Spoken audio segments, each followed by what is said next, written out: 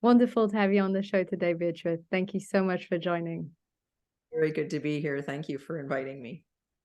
As I was reflecting today on which direction to go, I kept thinking about the fact that the Enneagram's not only a tool for self-development, but also for spiritual growth. And this is something that when I'm talking with people and I try to explain, I generally struggle to explain why the Enneagram isn't just personality type like Myers-Briggs or this, and not just personal development, but actually can really lead us down a spiritual journey. So I'd love to hear your thoughts on how the Enneagram is a spiritual tool. Okay. So I think the Enneagram is, it's very much a symbol of transformation. And it's connected to ancient spiritual traditions that address very directly about sort of the state of humanity when we're in a human existence. That we come into kind of a relatively low level of awareness over what's possible in the universe.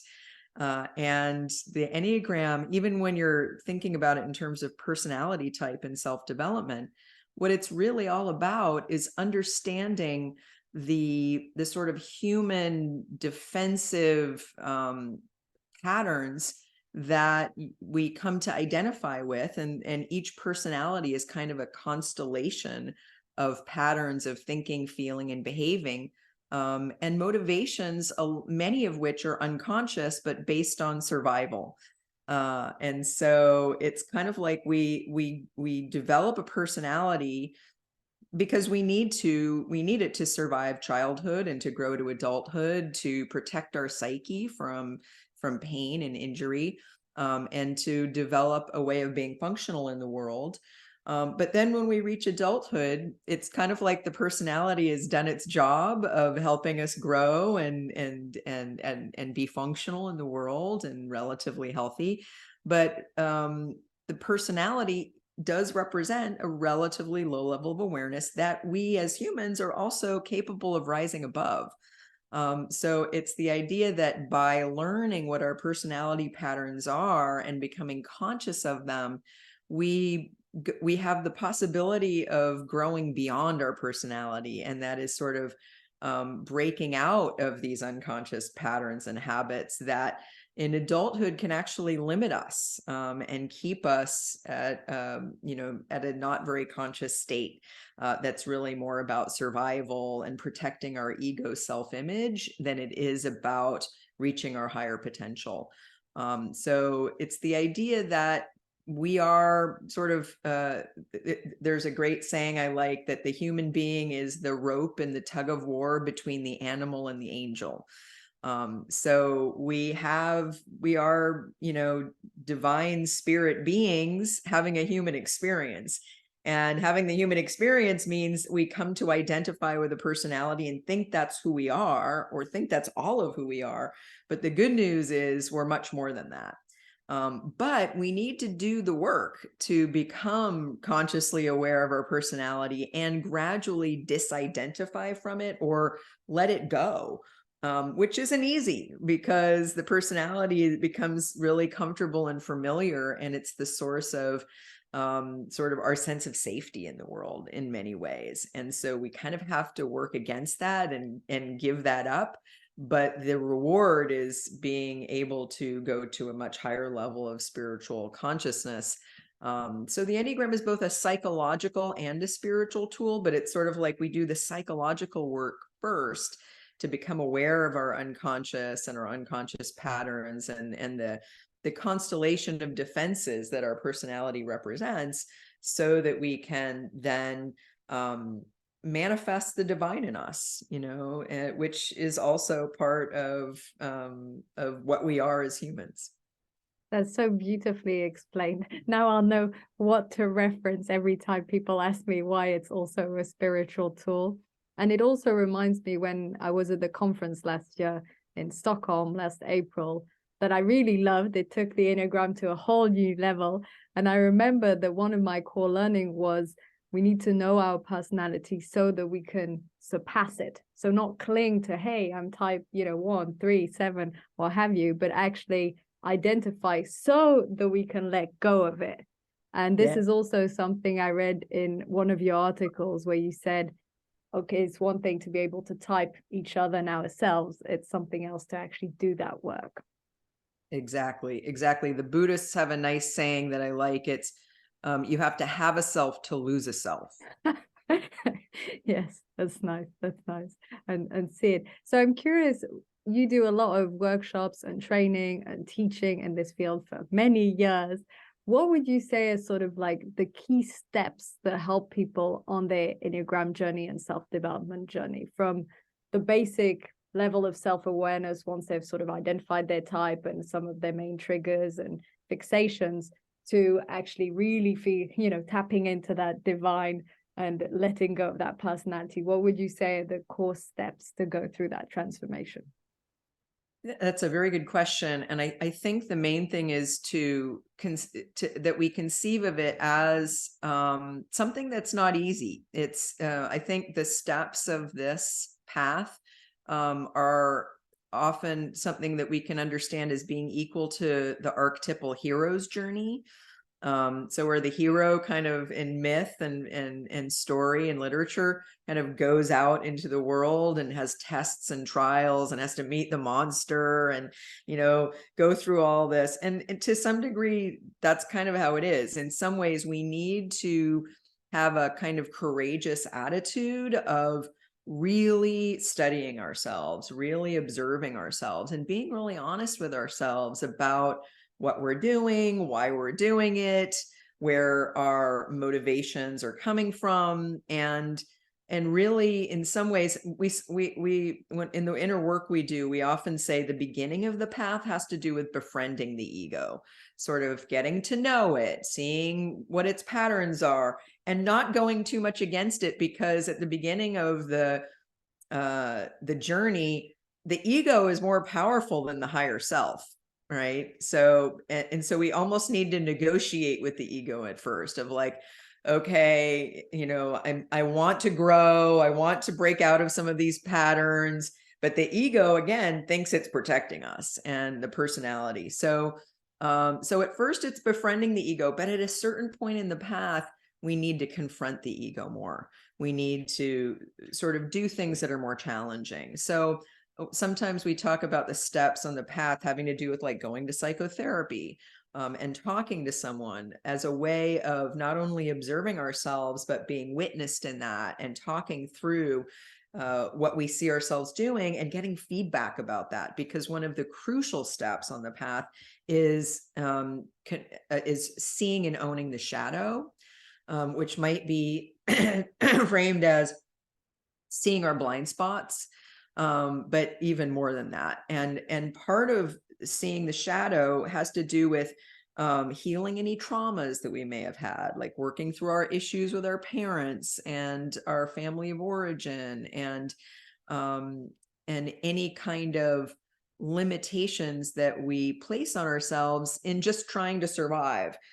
So that we can go beyond that, because often what our personality is designed to do is keep us from feeling pain. And so at a certain point in the journey, we need to consciously, we need to engage in what a lot of the spiritual traditions say, engage in conscious suffering. So you need to go back and look at your traumas and look at your wounds and feel the pain of them, because if you don't, the personality still has a reason for existing. Right? If you go to your wounds and traumas and your shadows and your blind spots, and you kind of have this courageous attitude of, I'm going to feel the pain of this. I'm going to acknowledge to myself, what I'm really doing and why, which can be hard sometimes, because the personality wants to just kind of put a happy face on things and not feel any pain. And that's, its job. But you kind of have to be a little bit relentless with yourself, of saying, in order to grow, in order to do the inner work, to really go to a higher level of awareness, I need to sort of do a ruthless examination of my personality and my past and my motives and my intentions and my shadows, and integrate that so that I can become more whole and accept parts of myself, even that I thought were unacceptable, because it's in wholeness and in that courageous openness to confronting ourselves that the personality really loses its reason for being, and we're able to kind of break out of that persona. Yes, that makes total sense. And I also love the way you describe first we need to befriend the ego and then we need to confront it. And also what you were saying about going back into that pain. I know that at one point I was working on one of my fears and then I relived it as a 5-year-old with just this small incident at school, a girl not believing me. There's some things that seem so minute intellectually, rationally speaking, I would never have classified as a trauma. Relived it, just cried for sort of 5 minutes, and then it was all gone. It was the strangest experience because since then that fear has left. The trauma that I didn't even see as a trauma was healed. And it's exactly that, going back in the pain, whether it's through psychotherapy or in a reflection or what have you, and then reliving it, and it melts away. It was a very strange transcendence experience, especially the crying, because it wasn't something that upset me now, but it was as if I relived it, finished processing it, and then after the tears, I wasn't upset at all. It was very cathartic. Yes, it's a lot like that. And sometimes we have sort of big, obvious traumas, and sometimes there are small things like that. Something that sort of stuck with you for a particular reason because it maybe told you something about the world that you thought wasn't true or hurt you in a particular way. I think that's a really good example. If you kind of go back there and feel the pain of it often and get some information about what happened and why you experienced experienced it the way you did, often that's enough to kind of remove that as an obstacle to moving beyond your personality.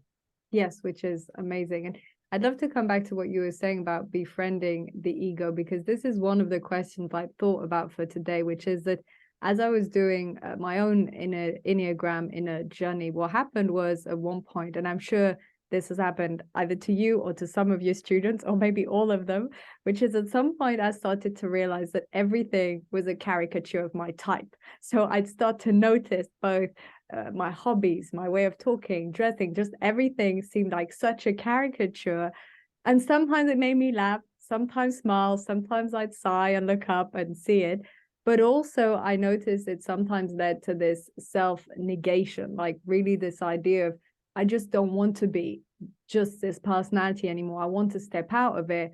But in everything I do, it just comes out, it comes out. And I realized that it led to the opposite of self-compassion.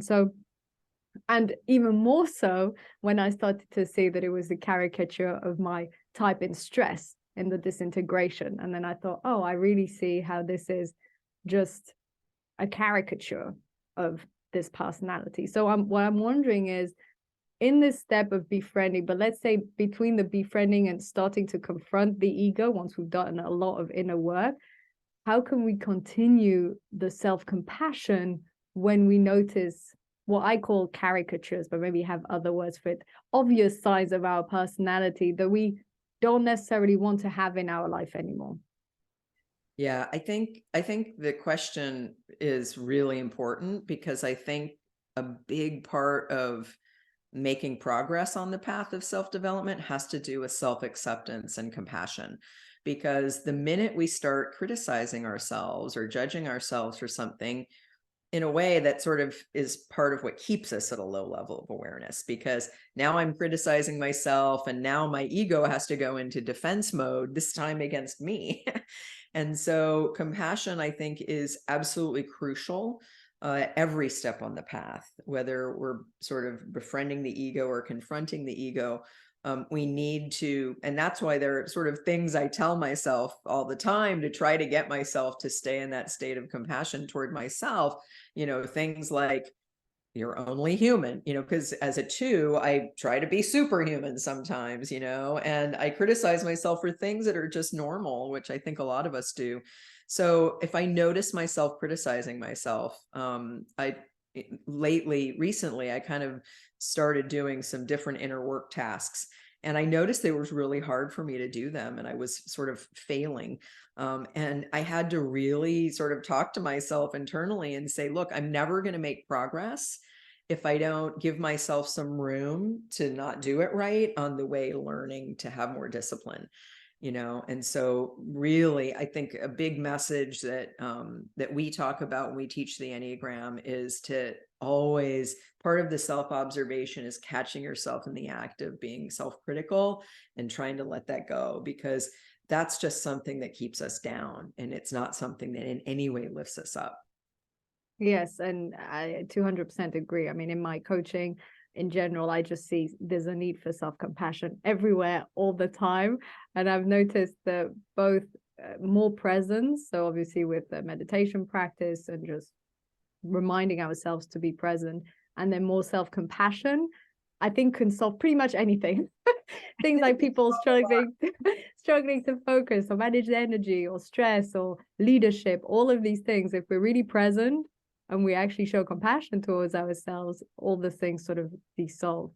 Okay, I'd love to go in a sort of a slightly different direction. I love this about befriending the ego, and then also the self-compassion and the different steps of transformation. But I was also really curious because you've been in this field for 3 decades, which is just amazing. So congratulations on all your work. And it's just so wonderful to contribute as an expert in a field so in depth.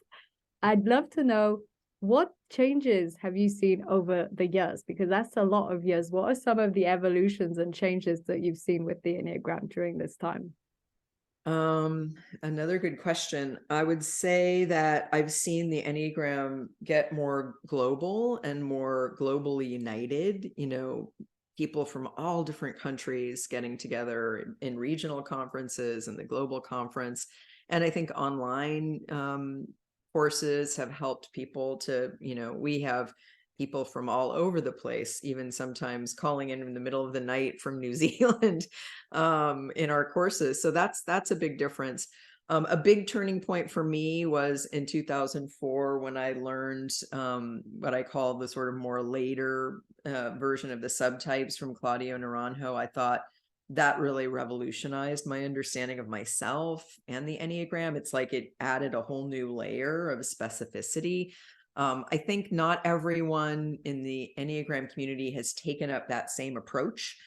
So I think that there still remains some, confusions around different areas of theory that I had hoped would maybe get worked out. But I just think the Enneagram, unfortunately, well, I come from academics, where we all kind of work together to advance the knowledge. I mean, academics aren't perfect, of course.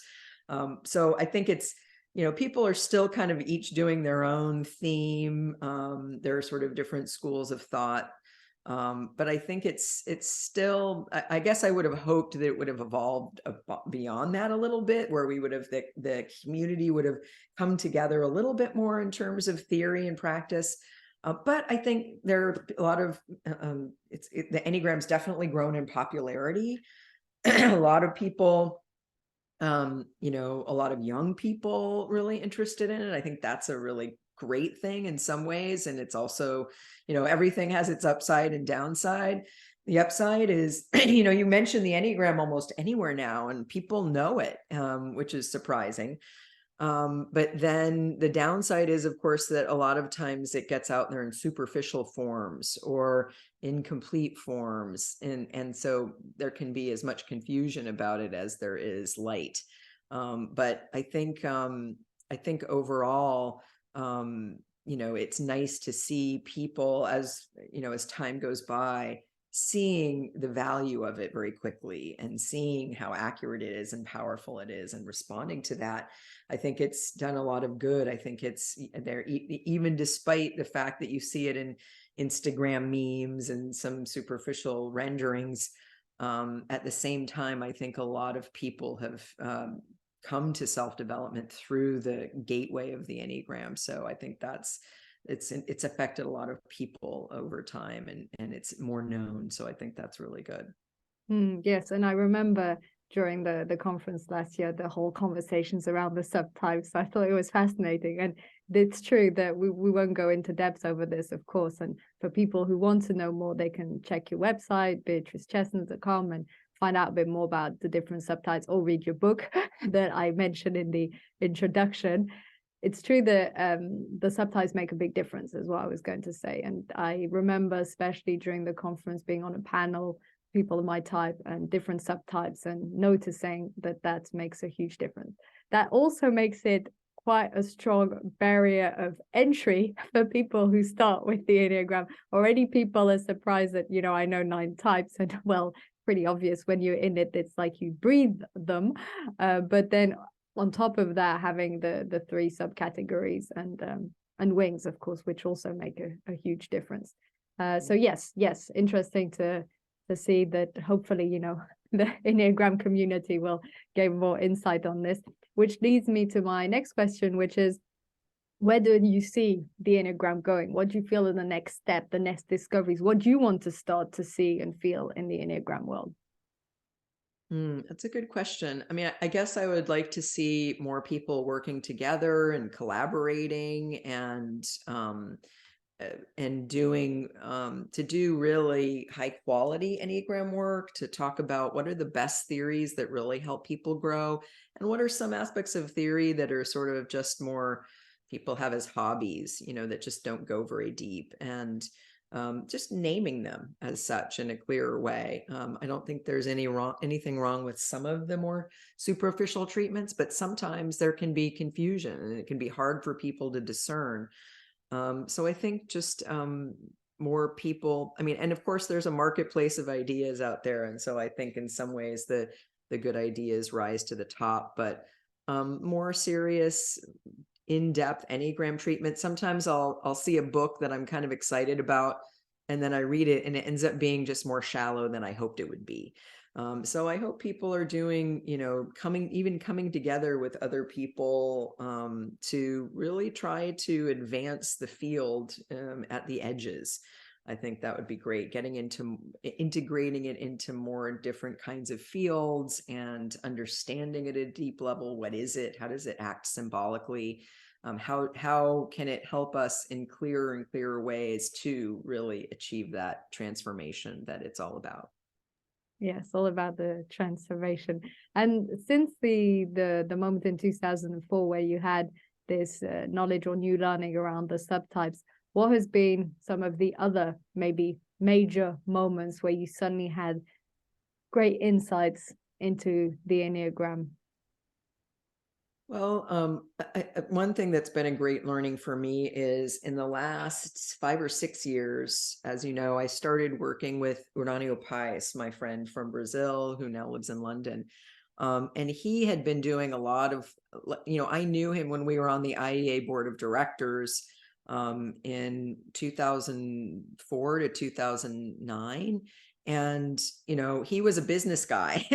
he was an Enneagram. He did a lot of work with the Enneagram in businesses as a consultant and a coach.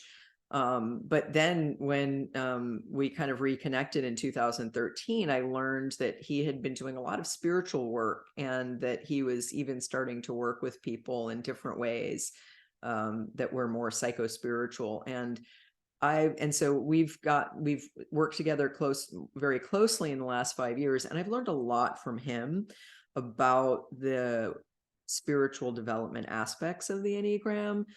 He spent years in a Gurdjieffian school kind of training. He spent years in following a Sufi path, and another path, a third path. And so he brought a lot of deeper understanding of that spiritual level and what it takes to sort of move the needle and raise our consciousness.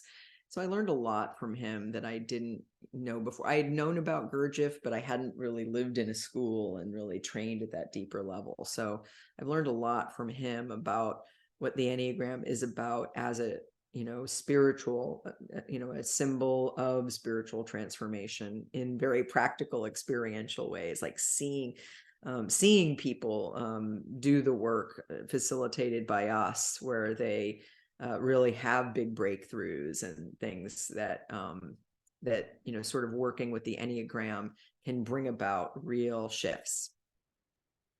And so would you say, think about Gurdjieff and Naranjo, was Naranjo more psychotherapy oriented and Gurdjieff more spiritual? I mean, this is what I'm hearing. Is that correct in my assumptions? Would you say that's the main difference? Gurdjieff was really more of, I would even call him a mystic, you know, sort of he was a a lot of things.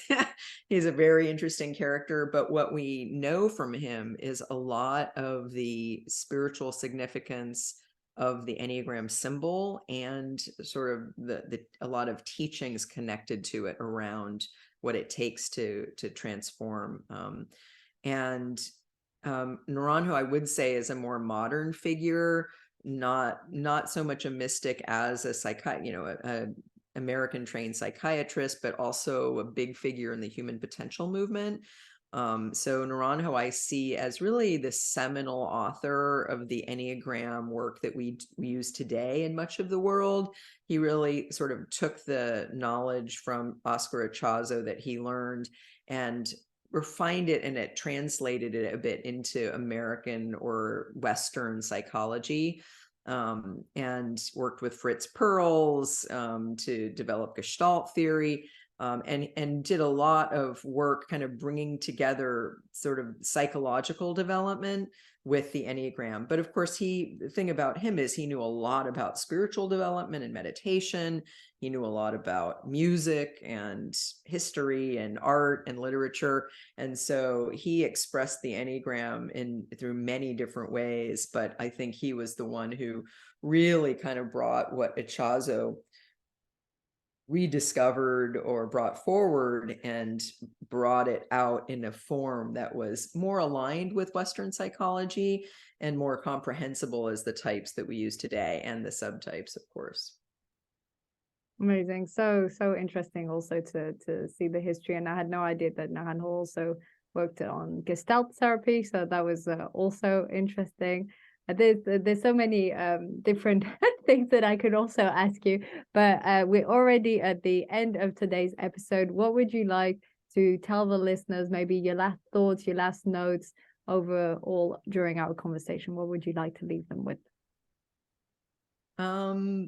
Just I guess a hope that they get interested in the Enneagram and get inspired to use it to have a deeper sense of what it means to grow, and what the possibilities are. I mean, the possibilities are really amazing, but it does take work. It does take really seeing what your personality is all about, and having compassion for yourself, to not take that as something to criticize yourself with, but something that you learn to observe non-judgmentally in order to move beyond, in order to manifest more of the high side or the higher potential. And I think when we're all doing our inner work, that's what really changes the world.